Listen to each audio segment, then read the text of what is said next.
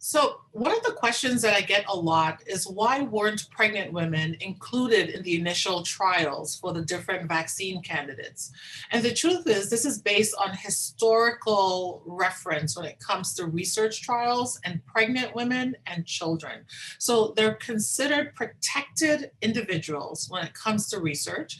And what that means really is for someone who is pregnant, they're considered to be high risk for exploitation, but they've since now been included. And certainly people who received the vaccine went on to achieve pregnancy and deliver babies. So we knew about SARS-CoV-1, which was the initial SARS outbreak of 2003. So we had information on prior versions of the coronavirus, particularly this type of coronavirus, to inform us. And certainly that was what we built on for not only our clinical information, but for designing our vaccine. So I think the statement was a bit premature and it didn't take into account all the vaccine candidates. So while some of the vaccine candidates would not be recommended in someone who's pregnant, thinks they might be pregnant, or is breastfeeding, the others are safe. Those specifically are our mRNA candidate vaccines. So looking at, say, the Pfizer candidate, the Moderna candidate, those are not live vaccines. They're not going to cause any type of infection. They don't induce any special immune response, nor do they cross the placenta. There is a rumor that was started, that circulated, suggesting that the spike protein for the coronavirus actually is identical to a protein called syncytin-1, which is one of the proteins on the placenta. However, that is completely flawed. It's not based on science, and it actually isn't based on how antibodies work. So the truth is the spike protein actually is different. In its entire code, it is different from syncytin-1. There is a small piece of code that's similar in terms of a few amino acids, but the way proteins work is they actually have to fold to form what's called a three-dimensional structure, and then antibodies bind the three-dimensional structure. In fact, the risk of miscarriage, the risk of pregnancy loss is high from COVID-19 infection itself and not from the vaccine. And so that information was not only misinforming folks about how antibodies work, but it went on to discredit and actually misinform people about the real risk, which is the risk of becoming infected with SARS-CoV-2 and getting COVID-19 disease, not the vaccine. When asked the question about is breastfeeding safe if you got the vaccine, and conversely, can you get the vaccine if you're currently breastfeeding? And we say yes to both. So it's safe to get the vaccine while you're breastfeeding.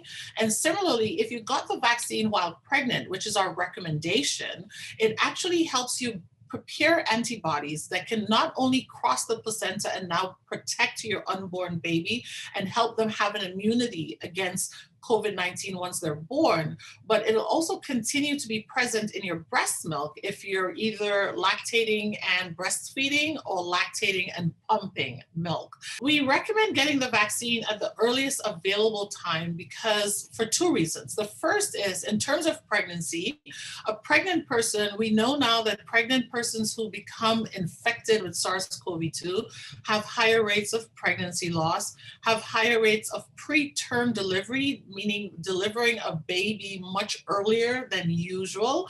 We know the pregnant woman and the pregnant person is likely to spend a longer time in the hospital as well, and even end up needing to be on a ventilator. The second, though, is what we know about how vaccines work in pregnant persons. So when you get a vaccine, you make IgG, which is immunoglobulins. These are antibodies, and they can and do cross the placenta. And so them crossing the placenta, you start building up the fetus's own immune system such that by the time it's born, it has enough immunity to also help it go through those first 6 months of life. So yes, you can get it in the third trimester if that's when it's available to you, but it does take 3 weeks for your immune system to mature enough and what we call expand following a vaccine. But the earlier, the better. But certainly if you got the vaccine the week before you delivered, you're protecting yourself, but not so much the fetus, the child yet, because there's not enough antibodies being made yet to cross the placenta. So if I were pregnant right now, I would absolutely get the Pfizer or the Moderna vaccine. Yes, I would. I recognize that some people still won't get the vaccine. And so here's what I say. Even if you're not going to get the vaccine while pregnant, make sure you wear a mask. Make sure you wash your hands.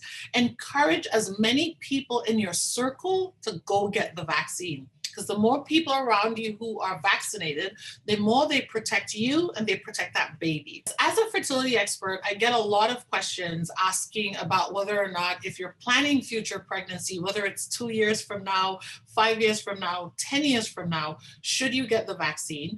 And I would tell you this, if you're someone concerned about your future fertility, I would let you know this first and foremost. If you got COVID-19 and ended up landing in the hospital, needing oxygen, etc., damage to your lungs, damage to your heart, that has a way more negative impact on your future chances of successful and safe pregnancy than anything we talk about with vaccines, which is a temporary fever for maybe 12 hours, some soreness in your arm. That is way different from not being able to safely carry a pregnancy because your heart and lungs are now compromised.